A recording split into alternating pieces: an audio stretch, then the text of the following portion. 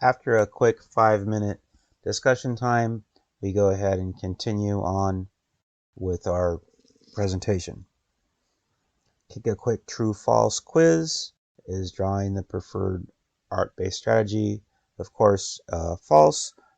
Art-based strategies can include visual, music, and movement and dance.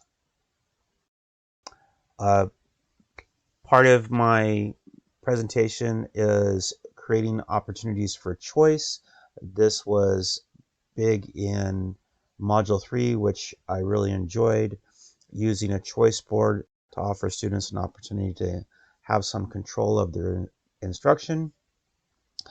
And just some benefits from that: to create accountability, provide opportunities for assessments, increase availability of art-based strategies in literacy instruction, and differentiate instruction, which I think is always good.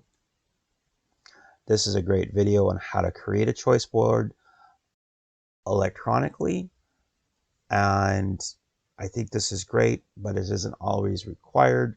It could be something as simple as having a list of things you could do on a whiteboard. Again, short quiz just to help teachers reflect back on the information I'm presenting them and how it can benefit them.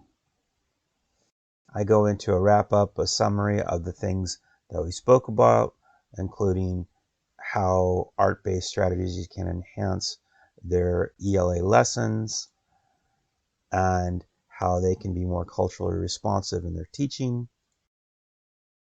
I then provide a survey, and for them, they can either get it by a QR or through the link.